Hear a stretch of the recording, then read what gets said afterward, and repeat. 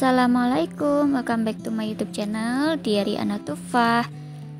Di video sebelumnya membahas tentang sinking fund Oktober 2021 dari penghasilan harian ya teman-teman. Nah, di video kali ini aku mau share cara menabung dengan metode ganjil genap.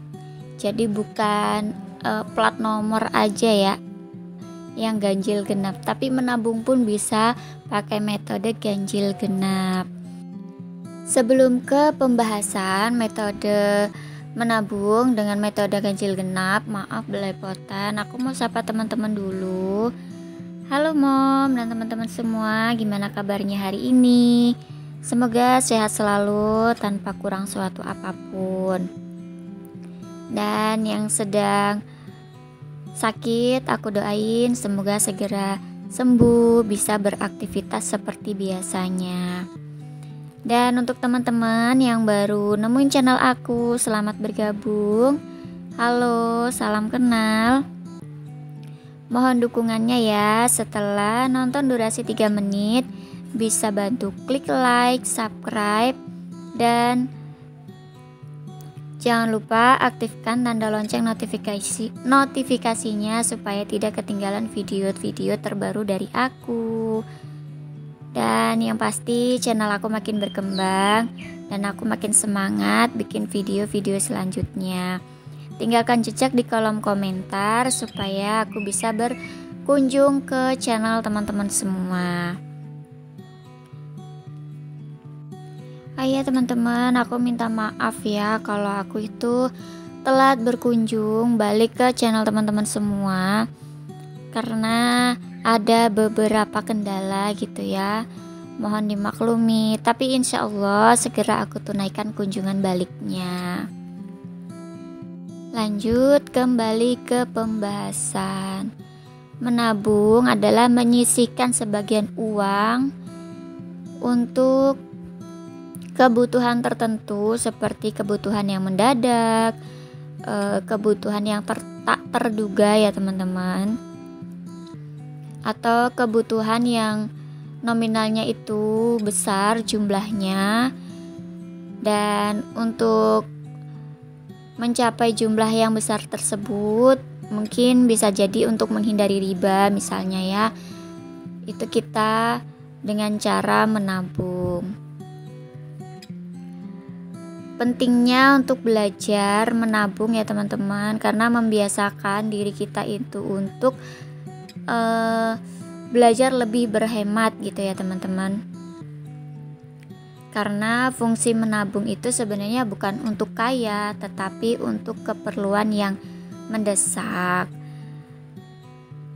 Dan menabung itu jangan menunggu sisa ya teman-teman, tapi menabunglah di awal. Misalnya setelah gajian nih, dapat gaji langsung sisihin, atau kalau penghasilannya harian bisa sisihkan dulu minimal 10.000 dari penghasilan kita per harinya. Atau kalau untuk penghasilan yang bulanan bisa disisihkan 20% dari jumlah gaji ya teman-teman. Dan belajar itu harus dipaksakan, karena tanpa dipaksakan itu sulit banget ya teman-teman untuk konsisten. Karena menabung sendiri itu adalah sebuah edukasi untuk memupuk atau mengajarkan kita itu berkorban. Misalnya nih, kita mau jajan, tapi karena kita mau menabung, jadi kita dikurangin deh nominal jajannya, untuk sebagiannya itu kita tabung.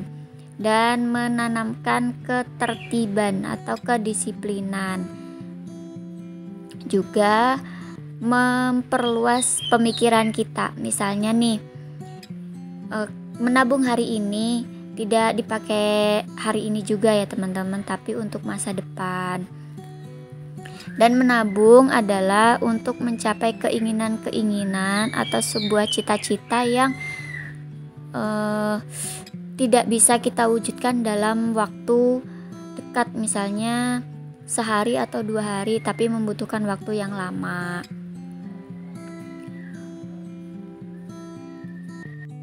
Menabung ini juga berkaitan dengan budgeting ya teman-teman, atau pengelolaan keuangan. Kalau kita mengelola keuangannya itu tertib, konsisten, insya Allah menabung pun juga bisa ikut konsisten teman-teman. Menabung itu nggak harus nunggu kaya atau harus nunggu penghasilannya itu sama seperti orang lain ya teman-teman. Seberapapun penghasilan kita syukuri, kita tabung, walaupun tabungan kita itu nominalnya nggak sebesar nominal orang lain gitu ya teman-teman. Misalnya kita bisa mampunya menabung 5.000, jadi alhamdulillah kita masih bisa menabung dengan nominal 5.000, tapi rutin ya teman-teman. Percuma juga menabung, sekali menabung itu nominalnya besar tapi tidak konsisten atau amburadul. Lebih baik yang sedikit tapi konsisten, insya Allah dalam kurun waktu 1 tahun itu nilainya lumayan banget ya teman-teman. Karena aku udah pernah mencoba gitu ya, pernah melakukannya, pernah praktek gitu. Alhamdulillah gak terduga banget teman-teman, waktu aku bongkar celengannya di tahun kemarin itu luar biasa. Bener-bener bisa untuk kebutuhan yang nominalnya itu di luar jangkauan. Misalnya nih kita mau beli kasur atau beli apa gitu ya, itu kan nominalnya bukan sedikit ya teman-teman. Tapi karena dengan menabung ini kita tuh nggak terasa kita bisa membeli barang yang kita butuhkan dan dengan nominal yang sangat banyak gitu. Dan menabung juga melatih berhemat. Karena apa? Karena yang biasanya kita jajan atau belanja los aja gitu ya, beli ini beli itu, akhirnya kita tuh mikir jangan, mendingan ditabung, seperti itu ya teman-teman. Dan tabungan ini juga bisa berfungsi sebagai penyelamat ya teman-teman. Kenapa penyelamat? Misalnya kita ada keperluan yang mendadak, dan kalau kita tidak punya tabungan, akhirnya kita berpikirnya itu cuman berhutang gitu ya teman-teman. Tapi karena kita punya tabungan, kita bisa terhindar dari hutang. Kita bisa ambil tabungan kita, jadi nggak harus berhutang ya teman-teman. Karena hutang itu juga menjadi beban pikiran teman-teman. Selain memotong penghasilan kita, itu juga berpengaruh ke pengelolaan keuangan kita teman-teman. Nah yang tadinya cukup akhirnya tidak cukup karena harus terpotong untuk membayar hutang. Dan dengan cara konsisten menabung itu kita melatih diri kita itu untuk menahan nafsu ya teman-teman. Misalnya nih kalau belum menabung itu beli ini beli itu, los gitu ya teman-teman. Tapi setelah menabung, berpikir lagi berkali-kali sebelum ngebelanjain uangnya gitu ya teman-teman. Karena aku pernah sebelum konsisten budgeting dan konsisten menabung, uang itu penghasilan suami itu kemana gitu ya teman-teman. Perasaan setiap hari itu dapat penghasilan tapi nggak bisa nabung sama sekali. Akhirnya aku evaluasi dan belajar untuk konsisten dalam mengelola keuangan dan juga mulai memaksakan diri untuk menabung. Alhamdulillah sekarang aku merasakan hasil dari keterpaksaan di awal tapi nikmat di akhir gitu ya teman-teman. Dan di sini aku menggunakan nominalnya itu 5.000 dan 10.000. 5.000 sebagai nominal ganjil dan 10.000 sebagai nominal genap. Teman-teman bebas ya, opsional gitu, maksudnya bisa merubah nominalnya, misalnya 1000 dengan 2000, atau 2000 dengan 5000, atau 10.000 dengan 15.000. Bebas ya teman-teman, menyesuaikan kemampuan kita masing-masing.